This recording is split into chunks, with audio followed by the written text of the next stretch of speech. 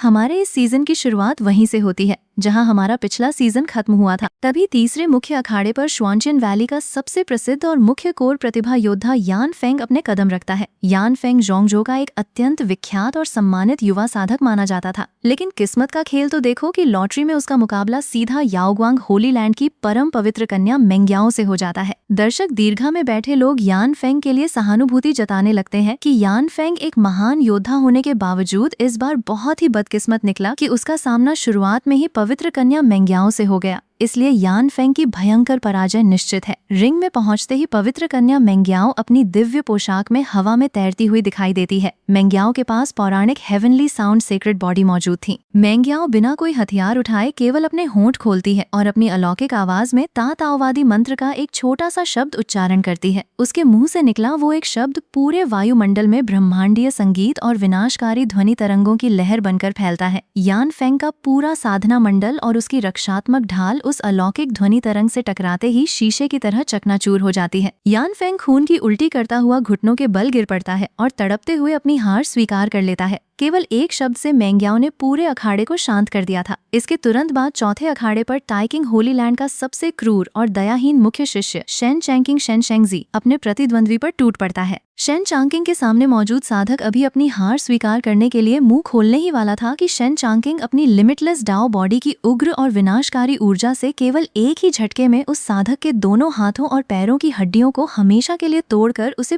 पूरी तरह से अपंग बना देता है। अखाड़े के आसपास खड़े दर्शक ये क्रूरता देखकर खौफ से कांप उठते हैं। दर्शक चिल्लाने लगते हैं कि शेन चांकिंग कितना कठोर, निर्दयी और खौफनाक राक्षस है। उसने अपने प्रतिद्वंद्वी को आत्मसमर्पण करने का एक मौका तक नहीं दिया और उसे हमेशा के लिए अपंग बना दिया। लेकिन साम्राज्यीय घरानों के समर्थक ठंडे स्वर में कहते हैं कि युद्ध के मैदान में जीवन और मृत्यु केवल भाग्य के भरोसे होते हैं। यदि किसी के पास ताकत नहीं है और वो बहुत दयालु बनना चाहता है तो उसे साधना छोड़कर किसी बौद्ध मठ में साधु बन जाना चाहिए और दिन रात दया की भीख मांगनी चाहिए। इस भयंकर अरीना में आकर अपनी मासूमियत का नाटक नहीं करना चाहिए। वहीं पांचवें अखाड़े पर श्वेन्युआन क्लैन का सबसे घमंडी राजकुमार श्वेन्युआन शिंग उतरता है। उसके सामने आया एक उग्र साधक अपनी पूरी ताकत से हमला करने की कोशिश करता है, लेकिन श्वेन्युआन शिंग अपनी प्राइमोर्डियल सॉर्ड एम्परर बॉडी की केवल एक छोटी सी तलवार ऊर्जा को हवा में लहराता है। पलक झपकते ही उस प्रतिद्वंद्वी की पूरी बाह कटकर हवा में उड़ जाती है और वो चीखता हुआ रिंग से बाहर जा गिरता है। श्वेन्युआन किंग घमंड से अपनी गर्दन उठाकर कहता है कि चींटियों को साम्राज्यीय घरानों की अजेय सीमा को चुनौती देने की जुर्रत नहीं करनी चाहिए। इसके साथ ही इंटरमीडिएट राउंड का पहला भयंकर चक्र सफलतापूर्वक समाप्त हो जाता है। उद्घोषक घोषणा करता है कि प्रथम चक्र के भयंकर संघर्ष के बाद कुल 277 सर्वोच्च और अलौकिक युवा महारथियों ने जीत दर्ज करके अगले चक्र में प्रवेश कर लिया है। उद्घोषक नियम समझाते हुए बताता है कि दूसरे चक्र में इन 277 योद्धाओं को 138 जोड़ों 138 ग्रुप्स में बांटा जाएगा और एक साधक को फिर से बाय बाय मिलेगा। आयोजक आदेश देते हैं कि सभी सफल साधक तुरंत आधे घंटे का विश्राम 30 मिनट्स रेस्ट लें, जिसके बाद लॉटरी निकालकर दूसरे चक्र के जानलेवा मुकाबले शुरू किए जाएंगे। आधे घंटे का विश्राम समय पूरा होते ही हेवनली प्राइड अरीना का दूसरा चक्र आधिकारिक रूप से शुरू हो जाता है। सभी 277 योद्धा एक बार फिर मंच पर जाकर अपनी अपनी लॉटरी निकालते हैं। तभी मंच से नीचे उतरते समय श्वेन्युआन क्लैन का राजकुमार श्वेन्युआन किंग वानफा सेक्ट की सेकंड सीनियर सिस्टर म्यू खिंगचेंग के करीब से गुजरता है। श्वेन्युआन किंग अपनी भयानक हत्यारी और कामुक आंखों से म्यू खिंगचेंग को घूरता है और अत्यंत घमंडी स्वर में फुसफुसाता है कि म्यू खिंगचेंग अपने देवताओं से आखिरी प्रार्थना कर ले। श्वेन्युआन शिंग धमकी देता है कि वो दुआ करे कि लॉटरी में उस नन्ही बच्ची मिंग्युए या उसके साथियों का सामना उसके साथ न हो, वरना वो उन सभी को उसके सामने घुटनों के बल लाकर भीख मांगने पर मजबूर कर देगा और उनकी साधना को हमेशा के लिए अपंग कर देगा। सीनियर सिस्टर म्यू खिंगचेंग उस नीच श्वेन्युआन शिंग की ओर मुड़कर भी नहीं देखती। म्यू खिंगचेंग अत्यंत ठंडे और बर्फ जैसे कठोर स्वर में कहती है कि श्वेन्युआन किंग को अपना गंदा मुंह बंद रखना चाहिए, क्योंकि उसका नाम पुकारने के योग्य भी वो नीच व्यक्ति नहीं है। पास ही खड़ी नन्ही मिंग्युए और काई बुफान अपनी मुट्ठियां भींचते हैं। नन्ही मिंग्युए अपनी नन्ही आंखें मटकाते हुए अपनी सीनियर सिस्टर से कहती है कि सीनियर सिस्टर बिल्कुल चिंता न करें। यदि वो नीच राक्षस उसके सामने आ गया तो वो अपनी नन्ही लात से उसे तब तक घूरती रहेगी जब तक कि वो तड़प तड़पाकर मर न जाए।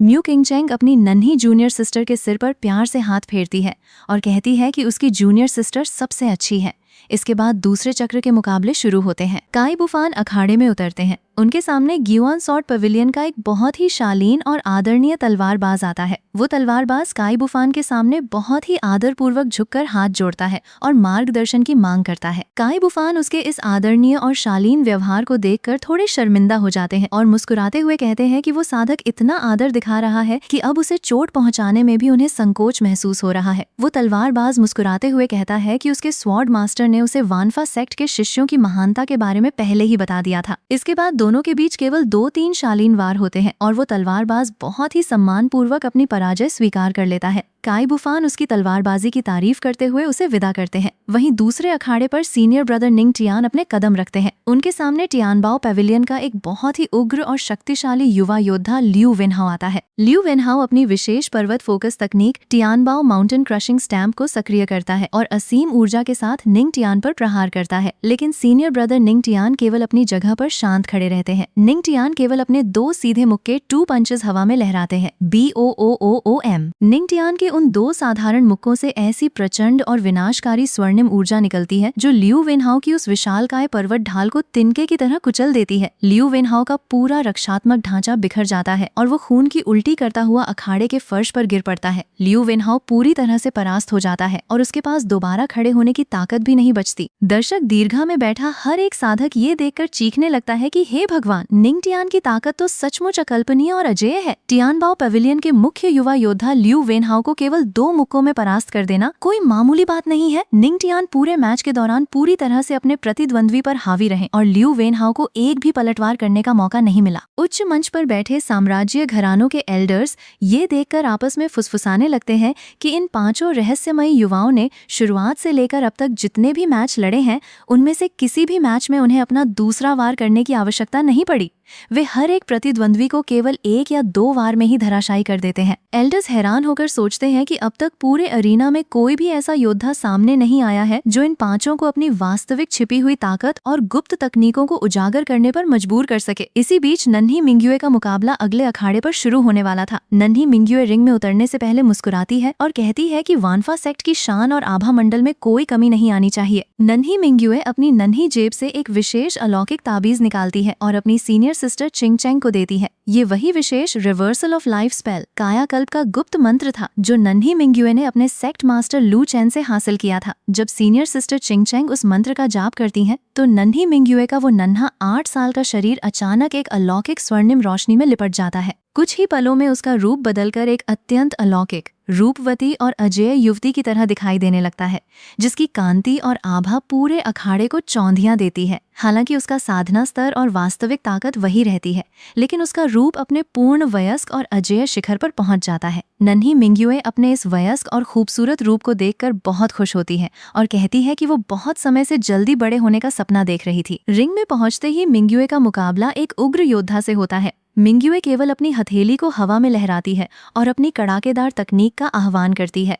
एन-आई-टिलेंटियन पैलम, विनाशकारी महाहथेली। उसकी हथेली से निकली स्वर्णिम ज्वाला उस प्रतिद्वंद्वी की तलवार को पिघला देती है और केवल अपनी कैलन स्टेप के एक झटके से वो उस प्रतिद्वंद्वी को रिंग से बाहर फेंक देती है। दर्शक दीर्घा में फिर से भयंकर सनसनी फैल जाती है। लोग चिल्लाने लगते हैं कि ये क्या अलौकिक छलावा है। क्या वो 10 साल की छोटी बच्ची अचानक इतनी अलौकिक और असीम रूपवती युवती में कैसे बदल गई? कई लोग अविश्वास से सोचते हैं कि क्या ये कोई हजारों साल पुरानी प्राचीन चुड़ैल या प्राचीन महाराक्षसी है जिसने नन्ही बच्ची का रूप धारण कर रखा था। लेकिन समझदार लोग समझ जाते हैं कि ये किसी विशेष स्वर्णिम कायाकल्प तकनीक का कमाल है। इसी बीच अगले अखाड़े पर टियानजी टावर का सबसे महान और सिद्ध विद्वान शिष्य जी होयू उतरता है। जी होयू के पास मिस्टिक डाउ बॉडी और सेलेस्टियल डिडक्शन दिव्य खगोलीय गणना का असीम ज्ञान मौजूद था। जी होयू के सामने वानफा सेक्ट के एक अन्य शिष्य या उनके साथी उतरते हैं। जी होयू अपनी खगोलीय गणना विद्या को सक्रिय करता है और हवा में 8 दिशाओं के ताओवादी चक्र 8 डायरेक्शंस डिडक्शन डायग्राम बनाकर अपने प्रतिद्वंद्वी के सभी रास्तों, चालों और तकनीकों को पहले से ही पूरी तरह से लॉक कर देता है। दर्शक दीर्घा में बैठे साधक ये देखकर हैरान रह जाते हैं कि जी होयू की ये गणना विद्या कितनी खौफनाक और अनसुलझी है। जी होयू युद्ध शुरू होने से पहले ही अपने शत्रु की हर एक चाल को पहले से ही भांप लेता है और उसके बचने के सभी रास्तों को सील कर देता है।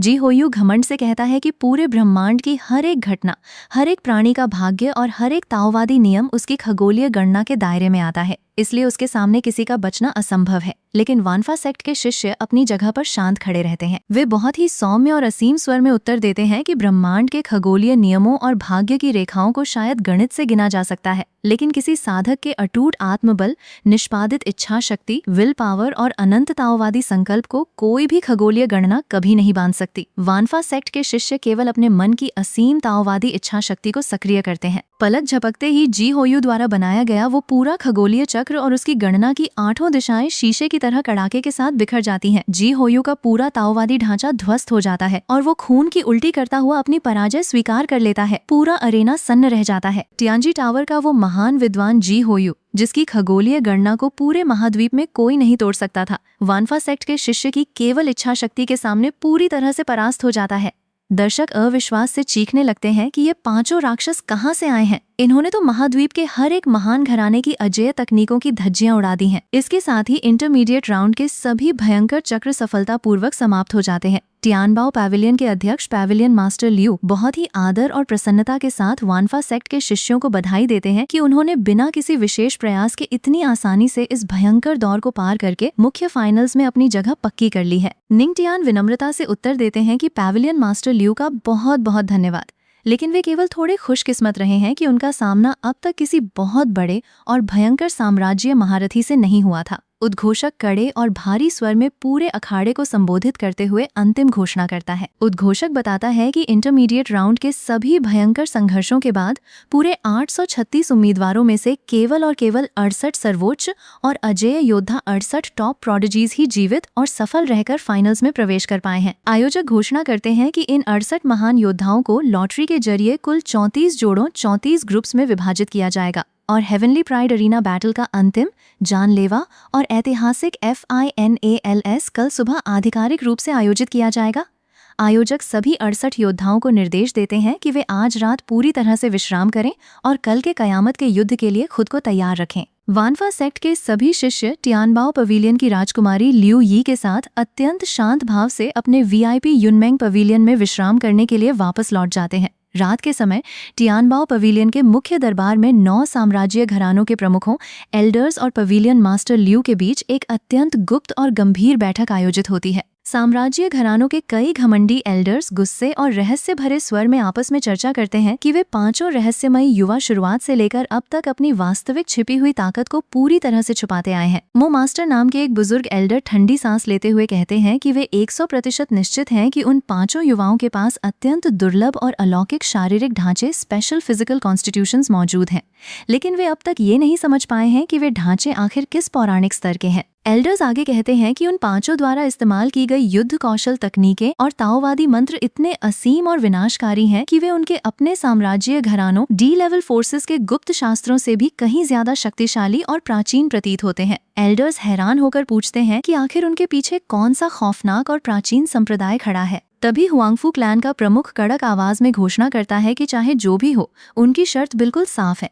उस लड़के निंगटियान को हर कीमत पर हुआंगफू क्लैन में शामिल किया जाएगा और जो भी उनके रास्ते में आएगा उसे वे मिटा देंगे। वहीं याओगुआंग होली लैंड का एल्डर ठंडे स्वर में कहता है कि वे म्यू किंगचेंग और उस नन्ही बच्ची को अपने संप्रदाय में शामिल करना चाहते हैं, और यदि उनके पीछे खड़ा संप्रदाय उन्हें सौंपने से इनकार करता है तो उस पूरे संप्रदाय का नामो निशान मिटा दिया जाएगा। साम्राज्य घरानों के प्रमुख पैविलियन मास्टर लियू बाई की ओर मुड़ते हैं और शक भरे स्वर में पूछते हैं कि उनकी छोटी बेटी लियू यी उन 5 युवाओं के साथ काफी घुली मिली दिखाई दे रही थी, तो क्या लियू बाई को उनकी वास्तविक पृष्ठभूमि और संप्रदाय का नाम पता है? पवेलियन मास्टर लियू बाई बहुत ही चालाकी से हंसते हैं और कसम खाते हुए झूठ बोलते हैं कि उनकी बेटी को भी उनके संप्रदाय का नाम नहीं पता है और वे केवल साधारण मित्र के रूप में साथ बैठे थे। पवेलियन मास्टर लियू बाई अपने मन में हंसते हैं कि यदि इन घमंडी बूढ़ों को पता चल गया कि वे 5 वानफा एम्परर सेक्ट के शिष्य हैं तो इन बूढ़ों के होश उड़ जाएंगे। सभी प्रमुख फैसला करते हैं कि कल के फाइनल्स में ही सब कुछ साफ हो जाएगा। अगले दिन की सुबह होते ही पूरे टियांडू सिटी का हेवनली प्राइड अरीना एक बार फिर कयामत के उत्साह से गूंज उठता है। फाइनल्स के 34 जोड़ों की लॉटरी निकाली जाती है और पहले ही चक्र में ऐसे भयंकर आमने सामने के मुकाबले तय हो जाते हैं जिनकी किसी ने कल्पना भी नहीं की थी। पहला भयंकर मुकाबला तय होता है senior brother Ningtian vs Huangfu Song Huangfu clan का प्रमुख योद्धा। दूसरा मुकाबला तय होता है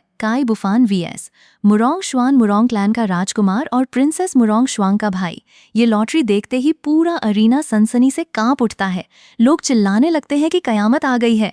पहले ही दौर में दिग्गजों का सीधा महाटकराव होने जा रहा है। हुआंगफू क्लैन का योद्धा हुआंगफू सॉन्ग अखाड़े में कदम रखते ही घमंड से अट्टहास करता है। हुआंगफू सॉन्ग निंग टियान को घूरते हुए चिल्लाता है कि निंग टियान की बदकिस्मती देखो कि पहले ही दौर में उसका सामना उसके साथ हो गया है। हुआंगफू सॉन्ग गर्जना करता है कि या तो निंग टियान अभी घुटनों के बल बैठकर अपनी हार स्वीकार कर ले और अखाड़े से बाहर भाग जाए, वरना वो खुद निंग टियान के शरीर के टुकड़े टुकड़े करके उसकी पूरी साधना को कुचल देगा। सीनियर ब्रदर निंग टियान अपने चेहरे पर एक बहुत ही शांत और विनाशकारी मुस्कान लाते हैं। निंग टियान अत्यंत ठंडे स्वर में उत्तर देते हैं कि हुआंगफू सॉन्ग बहुत ज्यादा बकवास कर रहा है और चूंकि वो खुद चलकर अपनी मौत को दावत दे रहा है तो वे उसकी ये आखिरी इच्छा पूरी कर देंगे। हुआंगफू सॉन्ग अपनी पूरी उग्र साम्राज्य ऊर्जा को सक्रिय करता है, लेकिन निंग टियान बिना कोई हथियार उठाए केवल अपनी पौराणिक कुनपेंग मेथड और डोमिनेटर फिस्ट अधिपति का मुक्का का आह्वान करते हैं। अचानक एक विशालकाय पौराणिक कुनपेंग पक्षी की छाया आसमान में छा जाती है। निंग टियान का वो एक मुक्का पूरी तरह से हुआंगफू सॉन्ग के साम्राज्य कवच,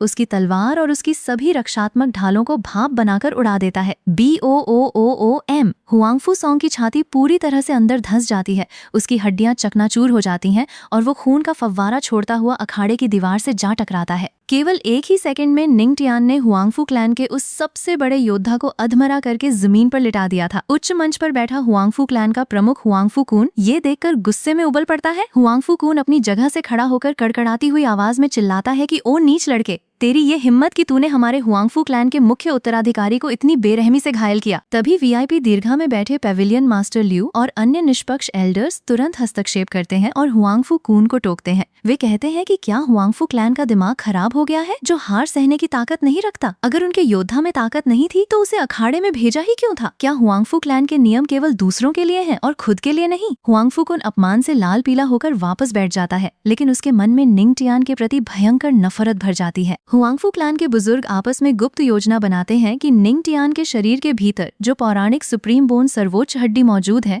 वे इस प्रतियोगिता के बाद निंग टियान का अपहरण करके उस सुप्रीम बोन को उखाड़ लेंगे और उसे अपने बेटे हुआंगफू सॉन्ग के शरीर में ट्रांसप्लांट कर देंगे, जिससे उनका बेटा पूरे महाद्वीप में अजेय बन जाएगा। वहीं दूसरे अखाड़े पर क्याई बुफान का मुकाबला मुरोंग क्लैन के राजकुमार मुरोंग शुआन से हो रहा था। मुरोंग शुआन अपनी मिंगशुआन 10,000 सॉर्ड्स टेक्निक और शुआनमिंग सॉर्ड बॉडी की उग्र तलवार ऊर्जा से क्याई बुफान पर हजारों वार करता है, लेकिन क्याई बुफान अपनी जगह पर सीधे खड़े रहते हैं और अपने साविज बैटल बॉडी की undying body of the wildness अमर जंगली काया को सक्रिय करते हैं। मुरोंग शुआन की हजारों तलवारें क्याई बुफान के नंगे शरीर से टकराकर मोमबत्ती की तरह पिघल जाती हैं और उनके शरीर पर एक खरोंच तक नहीं आती। क्याई बुफान हंसते हुए कहते हैं कि क्या मुरोंग क्लैन के राजकुमार की बस इतनी ही औकात है? क्याई बुफान केवल अपना एक भारी मुक्का घुमाते हैं और मुरोंग शुआन की पूरी तलवार ऊर्जा को कुचलकर उसे अखाड़े के बाहर फेंक देते हैं। इसके तुरंत बाद फाइनल्स के दूसरे चक्र की भयंकर लॉटरी निकाली जाती है और इस बार जो लॉटरी सामने आती है उसने पूरे शुएनहुआंग कॉन्टिनेंट के इतिहास को हिलाकर रख दिया।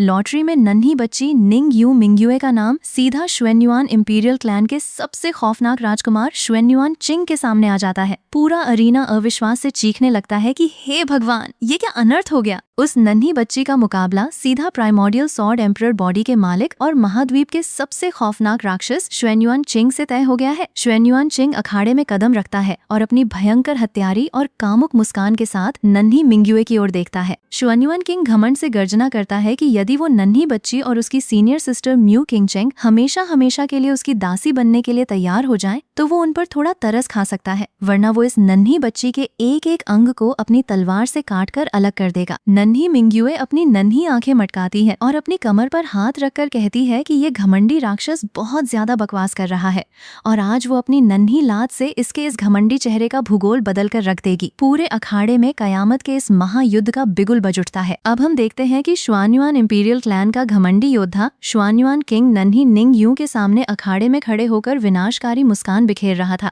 वो अपनी खौफनाक नजरों से वानफा एम्परर सेक्ट के सदस्यों की ओर घूरते हुए बहुत ही रूखे लहजे में दबाव बनाता है कि उसके पास अभी भी अपनी जान बचाने का एक ही रास्ता बचा है। उसका कहना था कि यदि वो नन्ही बच्ची और उसकी खूबसूरत सीनियर सिस्टर म्यू शिंगचेंग हमेशा के लिए उसकी दासी बनने का प्रस्ताव स्वीकार कर लें और उसकी गुलामी में आ जाएं, तो वो उन पर थोड़ा सा तरस खा सकता है और उनकी जान बख्श देगा। वरना वो अपनी तलवार से उस नन्ही बच्ची के शरीर का एक एक अंग काटकर उसे हमेशा के लिए अपंग बना देगा। सीनियर ब्रदर निंग टियान और काई बुफान उसकी इस बकवास को सुनकर गुस्से से कांप उठते हैं, लेकिन नन्ही निंग यूं अपनी सीनियर बहन को आश्वस्त करती है कि वो इस नीच व्यक्ति से बिल्कुल न डरे और वो खुद उसकी हड्डियों का चूरा बनाकर उसकी सारी हेकड़ी एक ही पल में निकाल देगी। रिंग में पहुंचते ही शुआन्युआन किंग अपनी पौराणिक प्राइमोर्डियल सॉर्ड एम्परर बॉडी की असीम और खौफनाक तलवार ऊर्जा का आह्वान करता है और अपनी सबसे उग्र तकनीक को सक्रिय करता है, जिसे zodiac heaven slaying sword technique कहा जाता है। आसमान में 5 तत्वों और नक्षत्रों की एक बहुत ही विनाशकारी तलवार प्रकट होती है, जो अखाड़े को चीरते हुए सीधी निंग यूं की ओर बढ़ती है। चारों तरफ बैठे दर्शक डर के मारे अपनी आंखें बंद कर लेते हैं कि इतनी भयंकर तलवार ऊर्जा के सामने वो छोटी बच्ची 1 सेकंड भी नहीं टिक पाएगी और उसका मारा जाना लगभग तय है। लेकिन तभी निंग यूं अपनी अलौकिक क्वाइलन स्टेप गति का इस्तेमाल करके हवा में ऐसे गायब होती है कि शत्रु की तलवार केवल खाली हवा को काटती रह जाती है। शुआन्युआन किंग सदमे में आ जाता है, क्योंकि उसकी अजेय शक्ति पूरी तरह से हवा में लॉक होकर बेअसर हो चुकी थी और वो समझ ही नहीं पा रहा था कि निंग यूं इतनी तेजी से उसके पीछे कैसे पहुंच गई। तभी नन्ही निंग यूं अपनी आंखों को थोड़ा सा खोलती है और उसकी पुतलियों में पौराणिक प्राचीन अलौकिक दोहरा प्रकाश यानी एंशिएंट डबल प्यूपिल्स चमकने लगता है। वो अपनी उग्र और स्वर्णिम दोहरी पुतलियों की विनाशकारी दृष्टि से सीधे शुआन्युआन चिंग की ओर देखती है।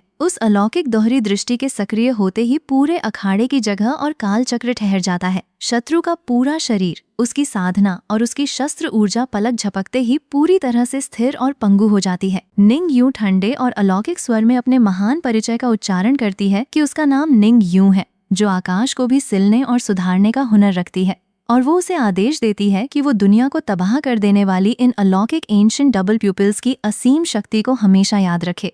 अगले ही पल निंग यूं की दोहरी पुतलियों से निकली स्वर्णिम विनाशकारी किरण सीधे शुआन्युआन चिंग के सीने को चीरती हुई पार निकल जाती है। वो खून की भयंकर उल्टी करता हुआ जमीन पर गिर पड़ता है और तड़पने लगता है। उसकी पूरी तलवारबाजी का ढांचा, उसकी स्वॉर्ड एम्परर बॉडी का गर्व और उसकी साधना का आधार केवल एक ही दृष्टि में चकनाचूर हो जाता है। अखाड़े में बैठे लाखों दर्शक, साम्राज्य घरानों के एल्डर्स और विद्वान ये देखकर सदमे से अपनी जगह पर खड़े हो जाते हैं और अविश्वास से चिल्लाने लगते हैं कि ये कोई साधारण गुप्त तकनीक नहीं है, बल्कि ये तो पौराणिक काल से विलुप्त हो चुकी अजेय ताकत एंशिएंट डबल प्यूपिल्स है, जो हजारों लाखों सालों में केवल एक बार ही किसी अजेय सम्राट में जन्म लेती है। शुआन्युआन इंपीरियल क्लैन का प्रमुख ये देखकर अपने बालों को पकड़ लेता है और बदहवास होकर चिल्लाता है कि उनकी पौराणिक तलवारबाजी का सबसे बड़ा वार केवल एक छोटी सी दृष्टि के सामने तिनके की तरह बिखर गया। जैसे ही इस बात की पुष्टि होती है कि नन्ही निंग यूं के पास पौराणिक एंशिएंट डबल प्यूपिल्स मौजूद है, वीआईपी दीर्घा और उच्च मंच पर मौजूद साम्राज्य घरानों और पवित्र संप्रदायों के प्रमुखों के बीच भयंकर अफरा तफरी मच जाती है। मुरोंग इंपीरियल क्लैन का प्रमुख तुरंत अपनी जगह से खड़ा होता है और निंग यूं की ओर देखते हुए लालच भरे स्वर में प्रस्ताव रखता है कि यदि ये छोटी बच्ची उनके मुरोंग क्लैन में शामिल होने के लिए तैयार हो जाए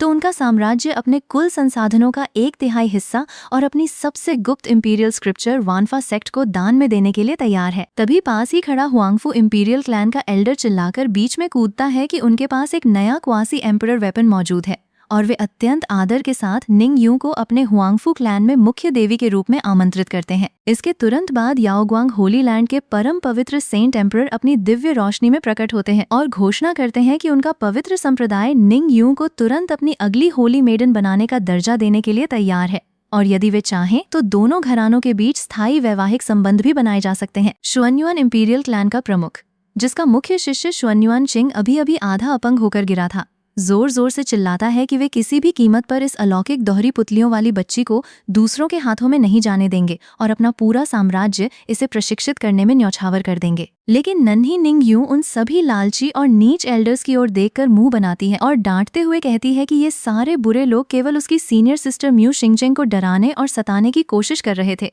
इसलिए वो उनकी किसी भी बात को नहीं सुनने वाली है और यदि किसी ने दोबारा उसकी सीनियर बहन को परेशान किया तो वो उन्हें अपनी लातों से पीट पीट कर अधमरा कर देगी। इसके बाद वानफा एम्परर सेक्ट के सदस्य अखाड़े से बाहर आकर आपस में बातचीत करने लगते हैं। क्याई बुफान और हुआ एन नन्ही निंग यूं की इस अलौकिक जीत पर खुशी से झूम उठते हैं और कहते हैं कि उनके सेक्ट मास्टर लू चेन सचमुच अत्यंत महान और अजेय हैं, जिन्होंने नन्ही निंग यूं को इतनी खौफनाक और अलौकिक शक्ति सिखाई है। काई बुफान मजाकिया लहजे में कहते हैं कि जब निंग यूं बड़ी होकर ग्रेट एम्परर के पद पर पहुंचेगी तो उस समय केवल किसी शत्रु की ओर घूरने भर से ही पूरे सम्राटों और संप्रदायों का विनाश हो जाएगा। निंग यूं हंसते हुए कहती है कि वो अभी केवल एक छोटी बच्ची है और जब वो बड़ी होगी तो वो और भी ज्यादा ताकतवर और खूबसूरत बन जाएगी। निंग यूं अपने सीनियर ब्रदर निंग टियान से पूछती है कि क्या वो उसे भी कुछ खौफनाक और रौबदार डायलॉग सिखा सकते हैं ताकि अगले मुकाबले में जब वो किसी को पीटे तो अपनी शेखी बघार सके। निंग टियान उत्तर देते हैं कि निंग यूं का खुद का नाम ही दुनिया के लिए सबसे बड़ा खौफ बन चुका है।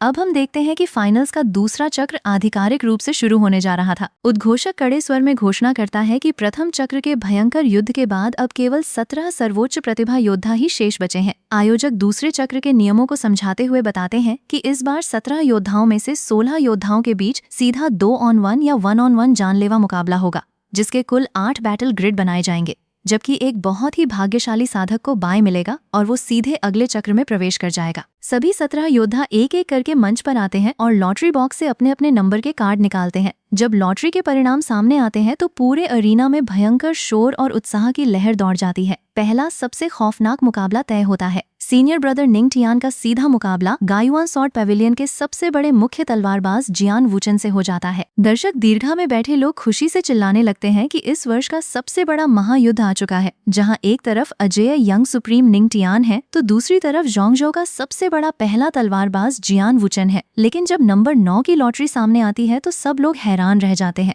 क्योंकि इस बार बाय कार्ड नन्ही निंग यूं को मिल चुका था, जिससे वो बिना लड़े ही अगले दौर में पहुंच जाती है। दर्शक दीर्घा में बैठे कई युवा साधक निराशा में बुदबुदाते हैं कि वे उस नन्ही बच्ची को एक बार फिर से उसके अलौकिक वयस्क और खूबसूरत रूप में देखना चाहते थे। अखाड़े के मुख्य रिंग पर सीनियर ब्रदर निंग टियान और जियान वुचन एक दूसरे के सामने आ खड़े होते हैं। जियान वुचन अपनी अत्यंत आदरणीय और गंभीर आवाज में निंग टियान को संबोधित करते हुए कहता है कि उसने सुना है कि निंग टियान के पास पौराणिक सुप्रीम बोन मौजूद है, इसलिए आज वो अपनी 5 एलिमेंट सॉर्ड डाओ की असीम तलवारबाजी का इस्तेमाल करके उनसे बहुत कुछ सीखने आया है। निंग टियान मुस्कुराते हुए उत्तर देते हैं कि जियान वुचन एक सच्चा और सम्मानित तलवारबाज है, इसलिए वे भी इस युद्ध में अपनी पूरी निष्ठा दिखाएंगे। जियान वुचन अपनी 5 एलिमेंट सॉर्ड बॉडी की पूरी ऊर्जा को एक साथ जोड़ता है और अपनी अजेय तकनीक 5 elements unification heaven slaying sword का आह्वान करता है। 5 तत्वों से मिलकर बनी एक विशालकाय स्वर्णिम तलवार पूरे वायुमंडल को चीरती हुई निंग टियान के सिर पर गिरती है। सीनियर ब्रदर निंग टियान अपनी जगह पर शांत खड़े रहते हैं और अपनी डोमिनेटर फिस्ट को सक्रिय करते हैं। जब निंग टियान का स्वर्णिम मुक्का और जियान वुचन की वो 5 तत्वों की दिव्य तलवार आपस में टकराते हैं, BOOOM पूरे अखाड़े के चारों तरफ कड़ाके के साथ भूकंप आ जाता है। दोनों की शक्तियां एक दूसरे के बिल्कुल बराबर और अजेय प्रतीत हो रही थीं। जियान वुचन की तलवारबाजी जितनी उग्र और आक्रामक थी, निंग टियान का शारीरिक मुक्का उतना ही अचल और विनाशकारी था। कुछ देर के भयंकर संघर्ष के बाद जियान वुचन हवा में तैरता हुआ कहता है कि चूंकि सामान्य और शीर्ष स्तर की तलवारबाजी से निंग टियान के मुक्के को तोड़ना असंभव है, इसलिए वो अब अपने पूरे साधना जीवन की सबसे शक्तिशाली और आखिरी शस्त्र ऊर्जा को सक्रिय करने जा रहा है। और यदि निंग टियान उसकी उस आखिरी तलवार को रोकने में सफल रहे तो वो खुशी खुशी अपनी हार स्वीकार कर लेगा। जियान वुचन अपनी पूरी आत्मा और साधना को अपनी तलवार में उंडेल देता है, लेकिन तभी सीनियर ब्रदर निंग टियान अपने सीने के भीतर मौजूद पौराणिक सुप्रीम बोन की असीम, पवित्र और ब्रह्मांडीय ऊर्जा को बाहर निकालते हैं। निंग टियान के सीने से निकला वो अलौकिक स्वर्णिम प्रकाश पूरे अखाड़े के वायुमंडल को अपनी सर्वोच्च शक्ति से दबा देता है। जियान वुचन उस असीम स्वर्णिम प्रकाश का केवल एक ही झोंका महसूस करते ही अपनी तलवार को नीचे कर लेता है और गहरे सम्मान के साथ अपने हाथ जोड़कर झुक जाता है। वो स्वीकार करता है कि वो हार चुका है, क्योंकि निंग टियान ने अब तक अपनी वास्तविक छिपी हुई सुप्रीम बोन की 10% ताकत भी इस्तेमाल नहीं की थी। इसके साथ ही 17 योद्धाओं का चक्र समाप्त होता है और फाइनल्स का मुख्य टॉप 10 राउंड शुरू होता है। उद्घोषक घोषणा करता है कि केवल 9 योद्धा ही अगले दौर के लिए चुने गए हैं, जिनमें से 8 योद्धा आपस में 4 मुख्य मुकाबलों में लड़ेंगे और 1 योद्धा को बाय मिलेगा। लॉटरी के परिणाम सामने आते ही पूरे अखाड़े में सन्नाटा छा जाता है। 1 पहला मुकाबला हुआ एन vs चू सी। 2 दूसरा मुकाबला म्यू खिंगचेंग vs चू मेंग्याओ। 3 तीसरा मुकाबला निंग यूं vs प्रिंसेस मुरोंग श्वांग। 4 चौथा मुकाबला निंग टियान vs शेन चांगकिंग। और इस बार फिर से अलौकिक किस्मत का खेल होता है कि काई बुफान को लगातार बाय मिल जाता है और वे बिना कोई युद्ध लड़े सीधे अगले चक्र में प्रवेश कर जाते हैं। काई बुफान अखाड़े के बीच में खड़े होकर अपनी किस्मत पर हैरान होते हैं और चिल्लाते हैं कि वे फिर से बिना लड़े ही आगे पहुंच गए। काई बुफान मजाकिया लहजे में अपने साथी हुआ एन से कहते हैं कि क्या वे अपना नंबर उनके साथ बदलना चाहेंगे ताकि वे भी थोड़ा लड़ सकें, लेकिन हुआ एन मुस्कुराते हुए मना कर देते हैं और कहते हैं कि ये उनका अपना भाग्य है। टॉप 10 राउंड का पहला मुकाबला हुआ एन और छू चूसी के बीच शुरू होता है। चूसी एक अत्यंत भयंकर और उग्र तांत्रिक साधना का मालिक था, जो अपनी घमंडी कला श्वानहुआ स्लॉटर टेक्निक से अखाड़े में भयंकर आग की लपटें पैदा कर देता है। लेकिन हुआ एन, जो वानफा एम्परर सेक्ट के सबसे विद्वान और शांत शिष्य थे, बहुत ही सौम्यता से अपने हाथों में एक प्राचीन पुस्तक धारण करते हैं। हुआ एन अपनी कन्फ्यूशियनिज्म एंड डाओइज्म की असीम विद्या का आह्वान करते हैं। 5 classics of Confucianism. Meaning and fire prevention. हुआ एन के मुंह से निकला न्याय और धर्म का शब्द उस तांत्रिक आग की लपटों को पानी की तरह शांत कर देता है। चूसियस गुस्से में भरकर अपनी उग्र तकनीक ऑल लॉज वैंक्विश ईवल का इस्तेमाल करके सीधे हुआ एन पर हमला करता है, लेकिन हुआ एन अपने शब्दों को ढाल बनाकर हवा में महाद्वीप के प्राचीन इतिहास और न्याय के नियमों को उकेरते हैं। हुआ एन की the art of cutting through the world's illusions तकनीक से निकली पवित्र रोशनी चूसी के साधना मंडल को पूरी तरह से नष्ट कर देती है। चूसी घुटनों के बल गिर पड़ता है और स्वीकार करता है कि हुआ एन का ताओवादी धर्म और पांडित्य इतना महान है कि उसके सामने उसकी उग्र तांत्रिक कला टिक नहीं सकती। हुआ एन बहुत ही नम्रता से झुककर अपने प्रतिद्वंद्वी का आभार व्यक्त करते हैं। अब टॉप 10 राउंड का दूसरा भयंकर मुकाबला शुरू होने जा रहा था। वानफा सेक्ट की second senior sister mu Qingcheng का सामना याओ ग्वांग होली लैंड की सबसे प्रसिद्ध पवित्र कन्या चू मेंग्याओ से होता है। चू मेंग्याओ अखाड़े में कदम रखते ही अपनी घमंडी और अहंकार से भरी मुस्कान बिखेरती है। वो अत्यंत तुच्छ स्वर में इम्यू किंगचेंग से कहती है कि बेहतर होगा कि इम्यू किंगचेंग अभी चुपचाप अपनी हार स्वीकार कर ले, वरना जब वो अपनी दिव्य कलाओं से उस पर हमला करेगी तो इम्यू किंगचेंग के कपड़े फट जाएंगे और उसका अलौकिक सौंदर्य पूरे दर्शकों के सामने शर्मिंदा हो जाएगा। चू मेंग्याओ ताना मारती है कि उसने सुना है कि म्यू किंगचेंग का स्वास्थ्य बचपन से ही बहुत खराब और कमजोर रहा है, इसलिए उसे इस भयंकर अखाड़े में आकर अपनी जान जोखिम में नहीं डालनी चाहिए। सीनियर सिस्टर म्यू किंगचेंग का बर्फ जैसा शांत चेहरा अत्यंत कठोर हो जाता है। म्यू किंगचेंग बहुत ही ठंडे और घृणा भरे स्वर में उत्तर देती है कि चू मेंग्याओ को अपने इस गंदे और नीच मुंह को बंद रखना चाहिए, क्योंकि जो लोग अपनी तुच्छ ताकत पर घमंड करते हैं वे उसकी नजर में केवल एक जोकर से ज्यादा कुछ नहीं है।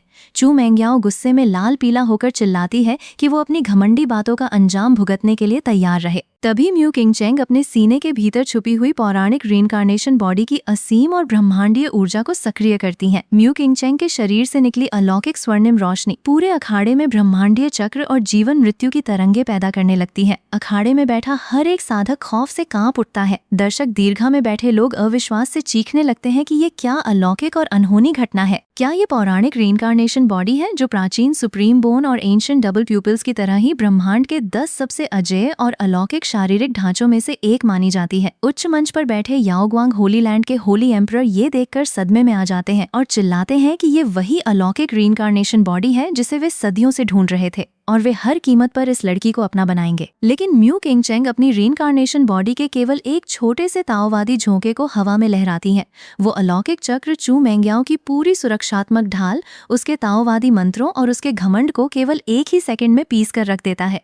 चू मेंग्याओ खून की उल्टी करती हुई दूर जा गिरती है और उसकी पोशाक का घमंड उसके आभा मंडल के सामने धूल में मिल जाता है। म्यू किंगचेंग केवल एक ही सेकंड में अजय विजेता बन जाती हैं। अब टॉप 10 राउंड का तीसरा मुकाबला शुरू होता है। नन्ही निंग यू का मुकाबला मुरोंग इंपीरियल क्लैन की राजकुमारी प्रिंसेस मुरोंग श्वांग से होता है। प्रिंसेस मुरोंग श्वांग अखाड़े में पहुंचकर निंग यू की दोहरी पुतलियों की ओर देखती हैं और बहुत ही आदर और गंभीरता के साथ कहती हैं कि आज वे खुद अपनी आंखों से इस पौराणिक दोहरी पुतलियों की अजेय ताकत का अनुभव करना चाहती हैं। नन्ही निंग यू मुस्कुराती है और मजाकिया लहजे में चेतावनी देती है कि राजकुमारी बाद में हारने के बाद रोने न लगे। युद्ध शुरू होते ही निंग यू अपनी दोहरी पुतलियों की असीम मतिभ्रम शक्ति को सक्रिय करती है। अचानक प्रिंसेस मुरोंग श्वांग का पूरा ध्यान भटक जाता है और वे अखाड़े के बीच में हवा में अपने हाथ पैर इस तरह हिलाने लगती हैं जैसे किसी मायावी सपने में फंसी हों। दर्शक दीर्घा में बैठे लोग ये देखकर हंसने लगते हैं और सोचते हैं कि क्या राजकुमारी पर कोई तांत्रिक जादू हो गया है। लेकिन प्रिंसेस मुरोंग श्वांग तुरंत अपनी मिस्टीरियस यिन डिवाइन बॉडी की कड़ाकेदार बर्फ ऊर्जा का आह्वान करती हैं और उस मायावी सपने को झटके से तोड़ देती हैं। मुरोंग श्वांग गर्जना करती हैं कि भले ही निंग यू की दोहरी पुतलियां अलौकिक हैं, लेकिन उनकी जन्मजात बर्फ काया हर मायाजाल को फाड़ सकती है। इसके बाद प्रिंसेस मुरोंग श्वांग अपनी साम्राज्यीय सीक्रेट टेक्निक की पूरी ताकत से निंग यू पर प्रहार करती हैं, लेकिन नन्ही निंग यू केवल अपनी दोहरी पुतलियों की प्रकाश किरण को सक्रिय करती है। वो अलौकिक स्वर्णिम प्रकाश मुरोंग श्वांग की पूरी बर्फ ऊर्जा को सोख लेता है और केवल एक ही झटके में उन्हें अखाड़े की सीमा से बाहर फेंक देता है। प्रिंसेस मुरोंग श्वांग जमीन पर गिरकर बहुत ही आदर से स्वीकार करती हैं कि प्राचीन इतिहास की किताबों में जो लिखा था वो बिल्कुल सच है। दोहरी पुतलियों वाला योद्धा अपनी बराबरी में हमेशा अजेय रहता है। दर्शक खौफ से कांप उठते हैं कि निंग यू की ताकत का कोई अंत नहीं है। अब टॉप 10 राउंड का चौथा और सबसे भयंकर मुकाबला शुरू होने जा रहा था। सीनियर ब्रदर निंग टियान का सामना टाइकिंग होली लैंड के सबसे खौफनाक और दयाहीन मुख्य शिष्य शेन चांगकिंग से होता है। शेन चांगकिंग अखाड़े में उतरते ही एक भयंकर और अट्टहास भरी हंसी हंसता है। वो चिल्लाता है कि सब लोग कहते हैं कि निंग टियान एक यंग सुप्रीम है और उनके पास सुप्रीम बोन मौजूद है, लेकिन आज वो निंग टियान की बलि देकर उन्हें अपनी अजेय यात्रा का पहला पायदान बनाएगा। अचानक शेन चांगकिंग अपने शरीर के भीतर छुपी हुई वास्तविक साधना को पूरी तरह से उजागर कर देता है। उसके शरीर से सेंट रियल्म की भयंकर, विनाशकारी और ब्रह्मांडीय ऊर्जा फटने लगती है। पूरे अखाड़े में कयामत की कड़कड़ाती बिजली गिरने लगती है।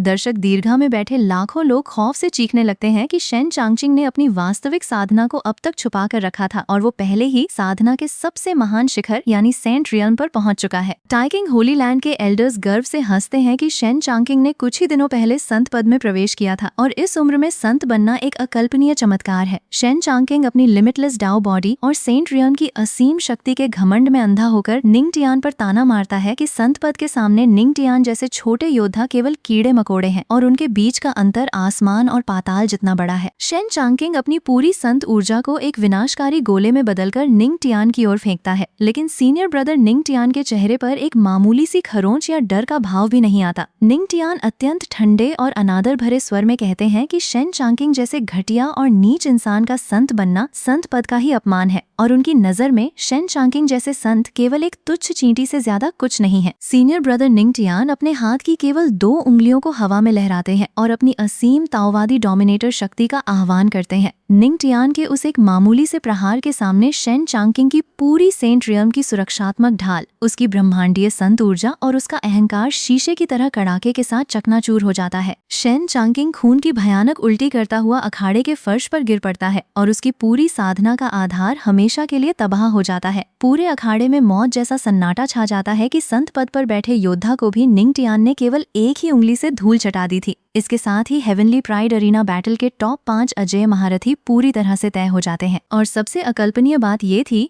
कि इस पूरे महाद्वीप के 836 सर्वोच्च योद्धाओं, साम्राज्यीय घरानों और पवित्र संप्रदायों को पछाड़कर फाइनल्स के सभी शीर्ष 5 स्थानों पर केवल और केवल वानफा एम्परर सेक्ट के 5 शिष्यों ने कब्जा जमा लिया था। 1. पहला स्थान निंग टियान। 2. दूसरा स्थान निंग यू। 3. तीसरा स्थान यूम्यू किंगचेंग। 4. चौथा स्थान युआ एन। 5. पांचवां स्थान क्याई बुफान। आयोजक और 9 साम्राज्यीय घरानों के प्रमुख मंच पर आकर कड़े स्वर में अंतिम राउंड के नियमों की घोषणा करने ही वाले थे, जहां इन 5 योद्धाओं को आपस में लड़कर पहला स्थान हासिल करना था। लेकिन तभी सीनियर ब्रदर निंग टियान अपने हाथ का इशारा करके आयोजकों को रोकते हैं। निंग टियान शांत स्वर में कहते हैं कि वे 5 एक ही संप्रदाय के गुरु भाई और बहन हैं, इसलिए वे आपस में कोई जानलेवा या औपचारिक मुकाबला नहीं लड़ेंगे। निंग टियान पूछते हैं कि क्या उनके इस फैसले से किसी को कोई आपत्ति है। पवेलियन मास्टर ल्यू और अन्य निष्पक्ष एल्डर्स तुरंत सहमति जताते हैं कि चूंकि वे एक ही संप्रदाय के हैं और उनकी आपसी रैंकिंग पहले ही तय हो चुकी है, इसलिए बिना वजह आपस में लड़ने की कोई आवश्यकता नहीं है। तभी अखाड़े के मुख्य मंच से आधिकारिक पुरस्कार वितरण समारोह शुरू होता है। उद्घोषक गूंजती हुई आवाज में घोषणा करता है कि इस वर्ष की प्रोडिजी रैंकिंग के शीर्ष विजेताओं को उनके असीम पुरस्कार सौंपे जा रहे हैं। प्रथम स्थान प्राप्त करने वाले निंग टियान को great sage level cultivation technique, saint king level martial art, 10,000 year spirit essence की एक बूंद और उच्च स्तरीय संत गोलियों की एक पूरी बोतल प्रदान की जाती है। द्वितीय स्थान प्राप्त करने वाली निंग यू को great sage level cultivation technique, longevity essence की एक बूंद और शीर्ष संत गोलियों की बोतल दी जाती है। तृतीय स्थान प्राप्त करने वाली म्यू चेंग चेंग को great sage level cultivation technique और 10,000 ईयर स्पिरिट एसेंस प्रदान किया जाता है। चतुर्थ स्थान प्राप्त करने वाले हुआ एन और 5वें स्थान वाले काई बुफान को सेंट किंग लेवल स्क्रिप्चर्स और पवित्र औषधियां प्रदान की जाती हैं। जैसे ही पुरस्कार वितरण समाप्त होता है, 9 साम्राज्यीय घरानों और पवित्र संप्रदायों के प्रमुख अचानक अखाड़े के बीच में अपने कड़े और लालची कदमों के साथ उतर आते हैं। शुअन्युआन इंपीरियल क्लैन का प्रमुख सीधे नन्ही निंग यू के सामने आकर खड़ा हो जाता है और अत्यंत घमंडी और धौंस भरे स्वर में घोषणा करता है कि निंग यू के पास एंशिएंट डबल प्यूपिल्स मौजूद है, इसलिए आज से वो शुअन्युआन क्लैन की मुख्य जायदाद बनेगी और उसे अभी इसी वक्त उनके साथ उनके साम्राज्य में बंद होकर साधना करने के लिए चलना होगा। शुअन्युआन क्लैन का प्रमुख धमकी देता है कि निंग यू के छोटे मोटे संप्रदाय में इतनी औकात नहीं है कि वो उनकी बात का विरोध कर सके। तभी हुआंगफू इंपीरियल क्लैन का प्रमुख निंग टियान के पास जाकर खड़ा हो जाता है और कड़े स्वर में आदेश देता है कि निंग टियान के पास सुप्रीम बोन है, इसलिए उसे तुरंत हुआंगफू क्लैन में शामिल होकर अपनी पूरी साधना उनके हवाले करनी होगी। वहीं याओग्वांग होली लैंड के पवित्र प्रतिनिधि सीनियर सिस्टर म्यू शिंगचेंग के सामने आकर घोषणा करते हैं कि रीइंकार्नेशन बॉडी के कारण वे म्यू शिंगचेंग को तुरंत अपनी होली मेडन बनाकर अपने साथ ले जा रहे हैं। साम्राज्य घरानों के प्रमुख अपनी असीम क्वासी एम्परर ताकतों का खौफ दिखाकर वानफा सेक्ट के शिष्यों को डराने और उनका अपहरण करने की पूरी योजना बना चुके थे। लेकिन वानफा एम्परर सेक्ट के 5 शिष्य अपनी जगह पर बिल्कुल शांत खड़े रहते हैं और उनके चेहरों पर एक हल्की सी रहस्यमयी और विनाशकारी मुस्कान आ जाती है। उन्हें अच्छी तरह पता था कि उनके अजेय सेक्ट मास्टर लू चैन पहले से ही इस पूरे परिदृश्य पर अपनी अलौकिक नजर बनाए हुए हैं। इसी बीच सैकड़ों हजारों मील दूर वानफा एम्परर सेक्ट के मुख्य अमर पर्वत पर बैठे सेक्ट मास्टर लू चैन अपनी दिव्य आंखों से इस पूरे दृश्य को देख रहे थे। सेक्ट मास्टर लू चैन के चेहरे पर एक अत्यंत क्रूर, अजेय और विनाशकारी मुस्कान छा जाती है। लू चैन बहुत ही ठंडे और कड़क स्वर में अपने 2 सबसे शक्तिशाली और प्राचीन शिष्यों को आदेश देते हैं कि उनके 2 छोटे मासूम शिष्यों को ये नीच साम्राज्य घराने डराने और धमकाने की जुर्रत कर रहे हैं। सेक्ट मास्टर लू चैन आदेश देते हैं कि वे तुरंत 20 क्वासी एम्परर स्तर के अलौकिक योद्धाओं और बड़ी बड़ी स्टोरेज रिंग्स को अपने साथ लें और सीधे उन तीनों साम्राज्य घरानों और दोनों पवित्र संप्रदायों पर हमला करके उनकी पूरी नस्ल, उनके खजाने और उनके पूरे साम्राज्य का नामो निशान हमेशा के लिए इस शुआनहुआंग कॉन्टिनेंट के नक्शे से मिटा दें। अब हम देखते हैं कि टियानजियाओ अरीना के मुख्य मंच पर माहौल बहुत ही तंग और खतरनाक हो चुका था, जहां साम्राज्य घरानों और पवित्र संप्रदायों के प्रमुख वानफा एम्परर सेक्ट के प्रतिभावान शिष्यों को अपने अपने संप्रदाय में खींचने के लिए लालच और दबाव का सहारा ले रहे थे। टाइकिंग होली लैंड के वृद्ध प्रमुख बहुत ही घमंडी अंदाज में आगे बढ़ते हैं और घोषणा करते हैं कि उनके टाइकिंग होली लैंड में शामिल होकर कोई भी साधक परम ताओवादी ज्ञान प्राप्त कर सकता है और ग्रेट डाओ के सबसे ऊंचे शिखर तक पहुंच सकता है। वे कहते हैं कि उनके साथ टाइकिंग के पवित्र क्षेत्र में चलना ही इन सभी प्रतिभावान युवाओं के लिए सबसे बुद्धिमानी भरा फैसला होगा। इसी दौरान पास ही खड़े मुरोंग इंपीरियल क्लैन के सीनियर एल्डर्स अत्यंत गर्व से कहते हैं कि क्याई बुफान का शारीरिक ढांचा बहुत मजबूत है और उनके सैवेज बैटल बॉडी की क्षमता असीम है, इसलिए मुरोंग क्लैन भी उन पर अपनी पूरी उम्मीदें टिका चुका है। वे क्याई बुफान को आदेश देते हैं कि उन्हें बिना किसी झिझक के अपने साथ मुरोंग इंपीरियल क्लैन चलना होगा। ये सभी शक्तिशाली वृद्ध एल्डर्स पूरे अखाड़े के सामने घोषणा करते हैं कि इन 5 प्रतिभावान योद्धाओं को संकोच करने की बिल्कुल जरूरत नहीं है और वे खुशी खुशी उनके साथ निकल सकते हैं, क्योंकि वानफा एम्परर सेक्ट के साथ बातचीत करने के लिए वे खुद अपने प्रतिनिधियों को भेजेंगे और उस छोटे से संप्रदाय की इतनी औकात नहीं होगी कि वो इन दिव्य ताकतों का विरोध कर सके या अपने शिष्यों को रोक सके। लेकिन तभी वानफा एम्परर सेक्ट के मुख्य शिष्य सीनियर ब्रदर निंग टियान के चेहरे पर एक अत्यंत ठंडी और अनादर भरी मुस्कान छा जाती है। निंग टियान पूरी निर्भीकता के साथ सभी साम्राज्य घरानों और पवित्र संप्रदायों के प्रमुखों के सामने खड़े होकर साफ साफ मना कर देते हैं कि वे इनमें से किसी भी इंपीरियल क्लैन या होली लैंड में कभी शामिल नहीं होंगे। निंग टियान कड़े स्वर में स्पष्ट कर देते हैं कि वे अपनी पूरी जिंदगी में अपने वानफा एम्परर सेक्ट को छोड़कर कहीं नहीं जाने वाले हैं। तभी काई बुफान आगे आते हैं और अत्यंत मजाकिया तथा बेबाक लहजे में कहते हैं कि ये घटिया और ढोंगी इंपीरियल क्लैन्स और होली लैंड्स किस खेत की मूली हैं, क्योंकि ये इस लायक भी नहीं है कि वानफा सेक्ट के शिष्य इनमें कदम भी रखें। काई बुफान हंसते हुए कहते हैं कि ये सब कचरा शक्तियां हैं जिनकी कोई वास्तविक औकात नहीं है। निंग टियान उनकी बात का समर्थन करते हुए कहते हैं कि ये साम्राज्य घराने खुद को बहुत महान समझते हैं, लेकिन वास्तव में इनकी नियत बेहद नीच और चूहों जैसी है। ये सीधा अपमान सुनते ही हुआंगफू इंपीरियल क्लैन के वृद्ध प्रमुख का चेहरा गुस्से से लाल पीला हो जाता है और उनकी आंखों से खौफनाक हत्या की किरणें निकलने लगती हैं। हुआंगफू क्लैन का प्रमुख गर्जना करते हुए कहता है कि निंग टियान की इतनी जुर्रत कैसे हुई जो उसने हुआंगफू इंपीरियल क्लैन के प्रस्ताव को ठुकरा दिया। वो पुरानी रंजिश का जिक्र करते हुए चिल्लाता है कि निंग टियान ने पहले उनके प्रिय शिष्य हुआंगफू को अपंग बनाकर उनके साम्राज्य की प्रतिष्ठा को मिट्टी में मिलाया था, लेकिन इसके बावजूद उनके उदार संप्रदाय ने पुरानी दुश्मनों को भूलकर इस नीच इंसान को शरण देने का मन बनाया था। वो कहता है कि इतना बड़ा अवसर मिलने के बावजूद निंग टियान जैसा तुच्छ कीड़ा उनके प्रस्ताव को ठुकराने की दुस्साहस कर रहा है और अपनी मौत को खुद बुलावा दे रहा है। सीनियर ब्रदर निंग टियान अपने स्थान पर अडिग रहते हुए तंज कसते हैं कि ये साम्राज्य वृद्ध अपनी साधना के बल पर केवल छोटे युवाओं को धमकाना जानते हैं और खुद को बहुत बड़ा सूरमा समझते हैं। निंग टियान कहते हैं कि ये वृद्ध अपनी औकात भूल चुके हैं और उन्हें पहले अपनी सूरत आईने में देखनी चाहिए कि क्या वे वानफा सेक्ट के शिष्यों को अपना गुलाम बनाने के योग्य भी हैं या नहीं। काई बुफान भी जोर जोर से हंसते हुए अपने सीनियर ब्रदर की बात का समर्थन करते हैं और उन वृद्धों की चालाक और लोभी नजरों का मजाक उड़ाते हैं। इस खुले अपमान से बौखलाकर हुआंगफू क्लैन का प्रमुख अपनी क्वासी एम्परर स्तर की खौफनाक ऊर्जा को बाहर निकालता है और कहता है कि ये छोटे मोटे कीड़े जो अभी अभी सेंट्रल प्लेन्स प्रोडिजी रैंकिंग के शीर्ष पर पहुंचे हैं, वे बड़ी साम्राज्य बुनियाद के सामने अपनी सीमाएं भूल चुके हैं। वो अपनी असीम शक्ति का दबाव डालते हुए सीधे निंगटियान के सीने पर हमला करने की धमकी देता है और कहता है कि चूंकि निंगटियान ने उसके घराने की गरिमा को ठेस पहुंचाई है, इसलिए उसकी भरपाई के लिए वो निंगटियान के सीने से उसकी पौराणिक सुप्रीम बोन को खींचकर बाहर निकाल लेगा। अखाड़े में मौजूद दर्शक ये खौफनाक नजारा देखकर कांप उठते हैं कि एक साम्राज्य प्रमुख खुलेआम एक युवा प्रतिभा की सुप्रीम बोन छीनने पर आमादा हो चुका है। निंगटियान के छोटे गुरु भाई और बहन ये देखकर गुस्से से भड़क उठते हैं। क्याई बुफान चिल्लाते हैं कि यदि किसी ने उनके सीनियर ब्रदर को हाथ भी लगाया तो वे भविष्य में उस पूरे हुआंगफू क्लैन का नामो निशान मिटा देंगे। लेकिन साम्राज्य घरानों के प्रमुखों का घमंड इतना बढ़ चुका था कि वे कानून और अखाड़े के नियमों की धज्जियां उड़ाने पर उतर आते हैं। हुआंगफू क्लैन का प्रमुख अपने सैनिकों को आदेश देता है कि क्याई बुफान को घसीट कर ले जाया जाए और यदि वो अनुशासन न माने तो उसकी पूरी बैटल एसेंस निकालकर उसे जान से मार दिया जाए। साथ ही वो आदेश देता है कि नन्ही निंग यू को पकड़कर उसकी सारी यादें हमेशा के लिए मिटा दी जाएं और म्यू किंगचेंग को कैद करके 3 महीने के लिए नरक जैसी जेल में डाल दिया जाए ताकि उसका घमंड टूट सके।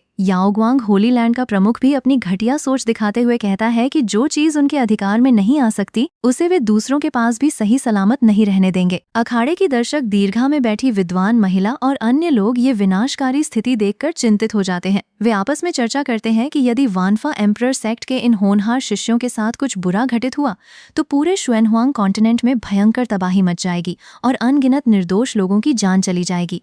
वे सोचती हैं कि क्या इस विपत्ति को रोकने के लिए पैविलियन मास्टर को हस्तक्षेप करना चाहिए। लेकिन तभी उन्हें एहसास होता है कि वानफा एम्परर सेक्ट के ये शिष्य जब बाहर अनुभव प्राप्त करने आए हैं तो उनके पीछे उनके संप्रदाय का कोई बहुत बड़ा अजेय सहारा जरूर मौजूद होगा और उनका असली ट्रम्प कार्ड खुद अखाड़े के सामने ही प्रकट होने वाला है। इसी बीच नन्ही निंगयू हवा में अपनी नन्ही आवाज में चिल्लाती है और अपने संप्रदाय की दिव्य रक्षक पक्षी यानी शाओ एओ को पुकारती है। निंगयू कहती है कि ये बुरे और बूढ़े लोग उसे और उसके सीनियर ब्रदर को डराने और पीटने की कोशिश कर रहे हैं, इसलिए अब समय आ गया है कि वे आकर इन दुष्टों की धुनाई करें। तभी आसमान में कड़कड़ाती हुई बिजली चमकती है और असीम स्वर्णिम प्रकाश के साथ वानफा एम्परर सेक्ट की दिव्य रक्षक फीनिक्स अमर फीनिक्स पक्षी प्रकट होती है, जिसे देखकर सभी की सांसें थम जाती हैं। वो असीम स्वर्णिम रूप में हवा में तैरती हुई अपनी अलौकिक गर्जना करती है। उसी पल वातावरण में एक और असीम ब्रह्मांडीय और थर्रा देने वाली आभा मंडल का आगमन होता है। एम्प्रेस सम्राज्ञी का आगमन होता है। पूरा अखाड़ा और आसपास का वायुमंडल उस असीम फीमेल एम्परर की उपस्थिति से कांप उठता है। दर्शक दीर्घा में बैठे सभी प्रमुख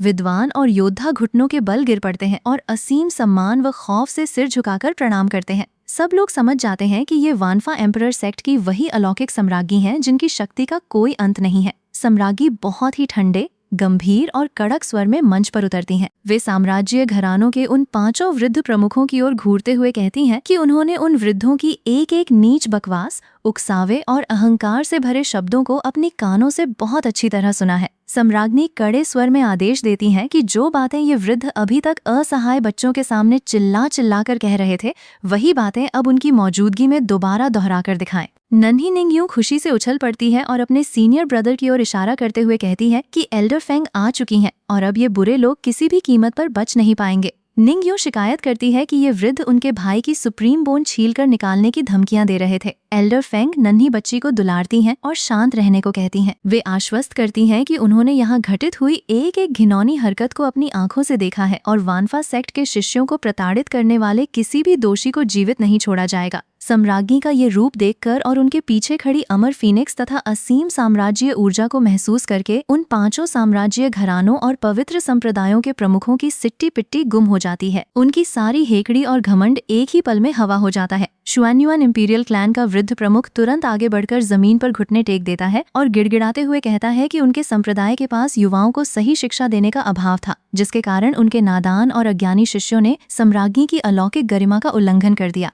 वो अपनी ओर से सिर झुकाकर माफी मांगता है और दया की भीख मांगता है। हुआंगफू इंपीरियल क्लैन का प्रमुख भी थर थर कांपते हुए आगे आता है और स्वीकार करता है कि उनके घराने के अनुशासनहीन और घमंडी युवाओं ने अपनी औकात से बाहर जाकर बहुत बड़ी भूल कर दी है। जिसके लिए वे हाथ जोड़कर सम्राज्ञी से क्षमा याचना करते हैं। मुरोंग क्लैन का प्रमुख और याओग्वांग व टाइकिंग होली लैंड्स के दोनों होली एम्परर्स भी बदहवास होकर अपने घुटने टेक देते हैं और अपनी गलती का स्वीकार करते हुए सम्राज्ञी की शरण में झुक जाते हैं। लेकिन सम्राज्ञी के चेहरे पर कोई दया या भावुकता नहीं आती। उनका चेहरा बर्फ से भी अधिक कठोर और क्रूर हो जाता है। सम्राज्ञी बहुत ही ठंडे और विनाशकारी स्वर में कहती हैं कि ये वृद्ध अभी कुछ समय पहले उनके शिष्यों की सुप्रीम बोन उखाड़ने, उनकी यादें मिटाने, उन्हें कैद करने और जान से मारने की धमकियां दे रहे थे और अब केवल एक औपचारिक माफी मांगकर इस पूरे मामले को रफा दफा करना चाहते हैं। सम्राज्ञी गर्जना करते हुए घोषणा करती हैं कि वानफा एम्परर सेक्ट का नियम बहुत ही सरल और स्पष्ट है। जिस किसी ने भी उनके संप्रदाय के शिष्यों की ओर बुरी नजर से देखा है, जिस किसी ने उनके शिष्यों की सुप्रीम बोन और साधना को हड़पने का लालच किया है और जिस किसी ने उनके संप्रदाय की गरिमा का अपमान किया है,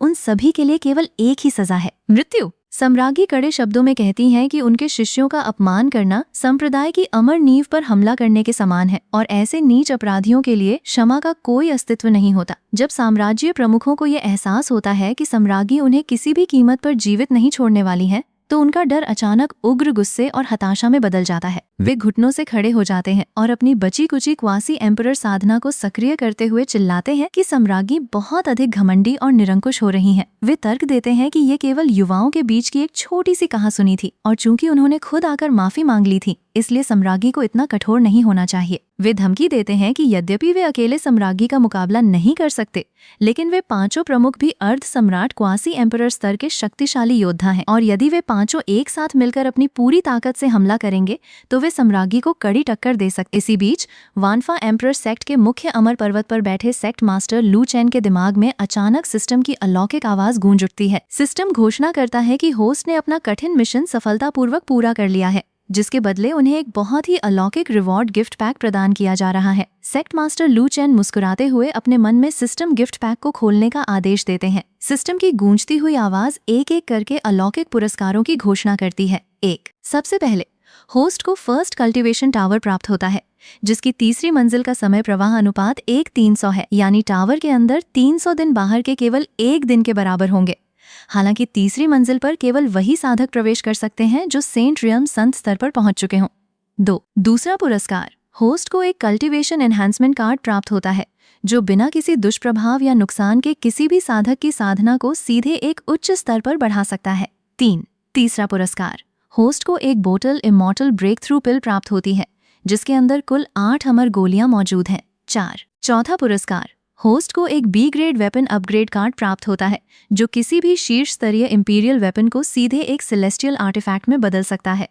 सेक्ट मास्टर लू चेन अपने हाथों में उस इमॉर्टल ब्रेक थ्रू पिल की बोतल को देखते हैं और सिस्टम से सवाल करते हैं कि इस गोली की वास्तविक उपयोगिता क्या है। सिस्टम तुरंत उत्तर देता है कि ये इमॉर्टल ब्रेक थ्रू पिल इतनी चमत्कारिक है कि पीक लेवल एम्परर शिखर स्तर के सम्राट को भी बिना किसी साइड इफेक्ट के सीधे हाफ इमॉर्टल के प्रथम स्तर पर पहुंचा सकती है। लू चेन ये सुनकर बेहद प्रसन्न होते हैं, क्योंकि उनके संप्रदाय में कुल 8 मुख्य पीक मास्टर्स मौजूद हैं और इस एक एक गोली का उपयोग करके वे अपने 8 पीक मास्टर्स को एक ही झटके में हाफ इमॉर्टल की अजेय साधना पर पहुंचा सकते हैं। सेक्ट मास्टर लू चेन तुरंत अपनी मुख्य शिष्या रुओक्शी को अपने पास बुलाते हैं और आदेश देते हैं कि वो तुरंत कल्टीवेशन टावर की ओर जाए और वहां के प्रभारी एल्डर को सूचित करे कि आज से साधना टावर की तीसरी मंजिल आधिकारिक रूप से खोली जा रही है। लू चेन समझाते हैं कि तीसरी मंजिल का समय अनुपात 1:300 रहेगा, लेकिन वहां केवल सेंट रियम के साधकों को ही जाने की अनुमति होगी। रुओक्सी अत्यंत आदर के साथ अपने गुरु को प्रणाम करती है और इस आदेश का पालन करने के लिए तुरंत रवाना हो जाती है। इसके बाद सेक्ट मास्टर लू चेन अपनी दिव्य विचार तरंगों को प्रसारित करते हैं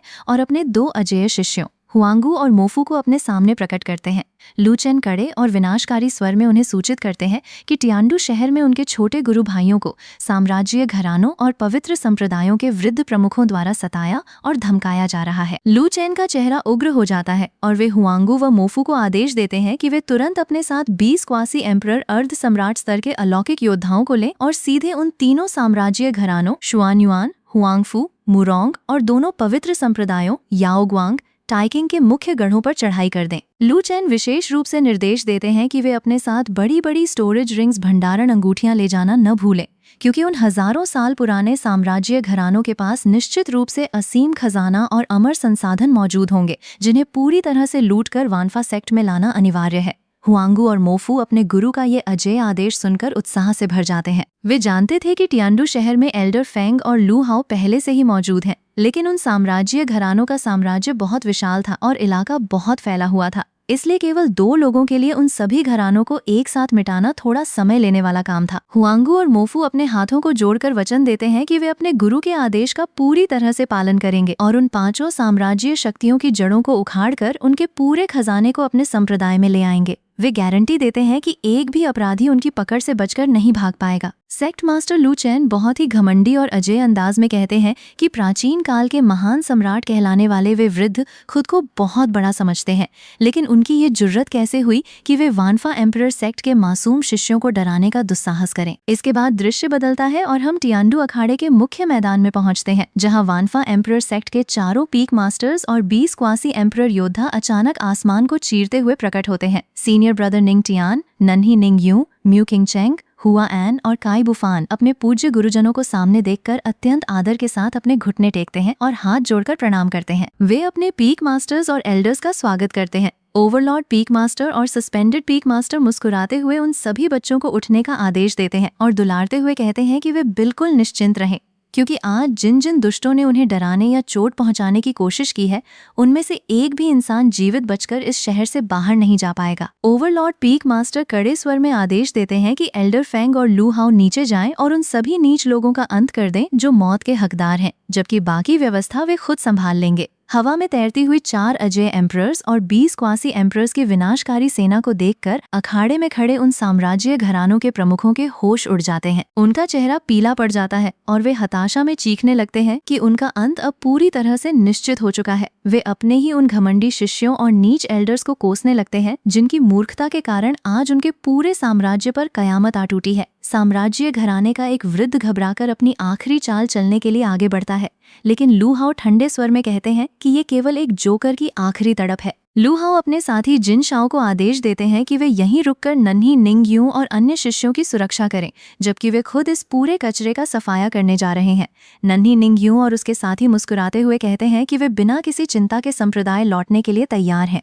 एल्डर फेंग और लू हाओ घोषणा करते हैं कि जिन्होंने भी आज वानफा एम्परर सेक्ट का अपमान किया है, उन पर कोई दया नहीं दिखाई जाएगी। अखाड़े में मौजूद अन्य तटस्थ योद्धा और आयोजक घबराकर अपनी अपनी डिफेंसिव फॉर्मेशन सुरक्षात्मक ढालों को सक्रिय कर लेते हैं, ताकि इस महासंग्राम की विनाशकारी तरंगों से निर्दोष दर्शक न मारे जाएं। साम्राज्य घरानों के प्रमुख हताशा में चिल्लाते हैं कि यदि वानफा सेक्ट ने उनके वंश को नष्ट करने का प्रयास किया, तो जब उनके पूर्वज लौट कर आएंगे तो वे वानफा सेक्ट का नामो निशान मिटा देंगे। लेकिन लू हाओ एक ही झटके में उनकी आवाज को दबा देते हैं और अपनी उग्र शक्ति से उनका काम तमाम कर देते हैं। संघर्ष समाप्त होने के बाद ये देखा जाता है कि उन 5 प्रमुखों के 2 मुख्य इंपीरियल वेपन सम्राट अस्त्र अभी भी काफी अच्छी स्थिति में थे। एल्डर फेंग मुस्कुराते हुए कहती हैं कि इन दोनों अस्त्रों को साथ ले लिया जाए और बाकी 3 क्षतिग्रस्त अस्त्रों को संप्रदाय के मुख्य कारीगर श्याओ कैंग के पास मरम्मत के लिए भेज दिया जाए, ताकि उन्हें फिर से इस्तेमाल में लाया जा सके। इस महायुद्ध के साथ ही आज के दिन शुआनहुआंग कॉन्टिनेंट के 3 सबसे बड़े साम्राज्य घरानों शुआनयुआन, हुआंगफू,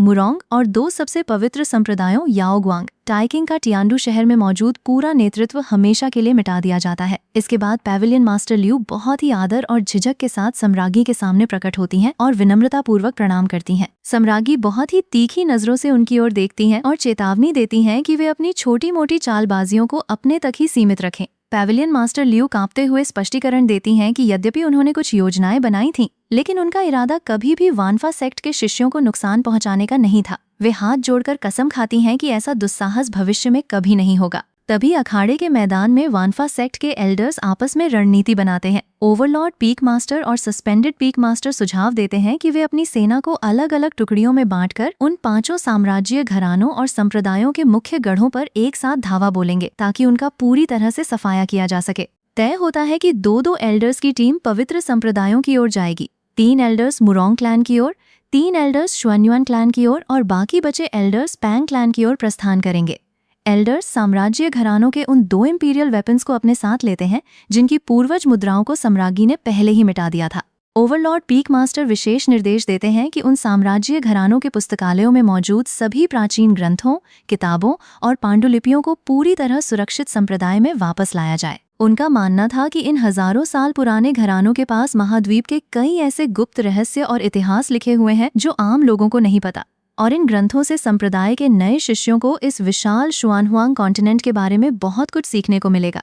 इसके बाद सभी प्रतिभावान शिष्य अपने अपने युद्धों और पुरस्कारों को लेकर सुरक्षित रूप से अपने मुख्य संप्रदाय वानफा एम्परर सेक्ट में वापस लौट आते हैं। नन्ही निंग्यू दौड़ती हुई अपने पूज्य गुरु सेक्ट मास्टर लू चैन के पास पहुंचती है और प्यार से उनके गले लग जाती है। निंग्यू चहकते हुए कहती है कि वो अपने गुरु को बहुत याद कर रही थी और बाहर की दुनिया में बहुत मजा आया। हालांकि वहाँ बहुत सारे बुरे लोग भी मौजूद थे जो उन्हें परेशान कर रहे थे। सेक्ट मास्टर लू चैन अपनी नन्ही शिष्या के सिर पर हाथ रखते हैं और मुस्कुराते हैं। इसके बाद सीनियर ब्रदर निंग टियान, म्यू किंगचेंग, हुआ एन और काई बुफान भी मुख्य कक्ष में प्रवेश करते हैं और अपने गुरु के सामने घुटने टेककर प्रणाम करते हैं। सेक्ट मास्टर लू चैन अपने सभी शिष्यों को उठने का आदेश देते हैं और उनकी सफलताओं पर गर्व व्यक्त करते हैं। लू चैन कहते हैं कि बाहर की दुनिया के इस अनुभव से उन सभी को अपनी कमजोरियों और ताकतों के बारे में आत्मचिंतन करना चाहिए। विशेष रूप से निंग टियान और म्यू किंगचेंग की ओर देखते हुए लू चैन कहते हैं कि वे दोनों अब सेंट रियम के बिल्कुल करीब पहुंच चुके हैं, इसलिए उन्हें बिना समय गंवाए अपनी साधना में जुट जाना चाहिए ताकि वे जल्द से जल्द संत पद को प्राप्त कर सकें। जब सभी शिष्य बाहर चले जाते हैं तो एक नया युवा शिष्य हिचकिचाते हुए सेक्ट मास्टर लू चैन के कक्ष में प्रवेश करता है। लू चैन मुस्कुराते हुए पूछते हैं कि जब से उसने पीक मास्टर्स को उन साम्राज्य घरानों का विनाश करने के लिए जाते हुए देखा है, तब से वो काफी बेचैन और उदास दिखाई दे रहा है। और क्या इस उदासी का संबंध उसके परिवार के अतीत से है? वो युवा शिष्य आंखों में आंसू भरकर स्वीकार करता है कि उसका नाम ये परिवार से जुड़ा हुआ है, जो जोंगझो का एक अत्यंत प्रतिष्ठित क्वासी एम्परर परिवार हुआ करता था। वो शिष्य अपनी दुखद कहानी सुनाता है कि 2 साल पहले शक्तिशाली हुआंगफू इंपीरियल क्लैन ने उनके ये परिवार पर दबाव बनाया था कि वे उनके अधीन होकर गुलाम बन जाएं, लेकिन उनके ये परिवार के पूर्वज ने इस गुलामी को स्वीकार करने से साफ इनकार कर दिया था और पूरे परिवार को दक्षिण की ओर स्थानांतरित करने का कठिन फैसला लिया था। लेकिन जाने की आखिरी रात को हुआंगफू क्लैन के दरिंदों ने रात के अंधेरे में उनके ये परिवार पर हमला कर दिया था और उनके परिवार के 10,000 से भी अधिक निर्दोष लोगों को बेदर्दी से मार डाला था। वो बताता है कि अपने बुजुर्गों के बलिदान के कारण उसके जैसे केवल 10 से भी कम युवा अपनी जान बचाकर भाग पाए थे। वो फूट फूट कर रोते हुए कहता है कि वो अपने परिवार के खून का बदला अपने हाथों से लेना चाहता है। सेक्ट मास्टर लू चैन उस शिष्य के कंधे पर हाथ रखते हैं और शांत स्वर में कहते हैं कि इतनी छोटी सी बात के लिए उसे उदास होने की कोई जरूरत नहीं है, क्योंकि दिल में छुपी ऐसी रंजिशें उसकी भविष्य की साधना में रुकावट बन सकती हैं। लू चैन मुस्कुराते हुए कहते हैं कि वे खुद उसके साथ जोंगझो चलेंगे और उसके इस बदले को अपनी आंखों के सामने पूरा करवाएंगे। हमारे इस सीजन की शुरुआत वहीं से होती है जहां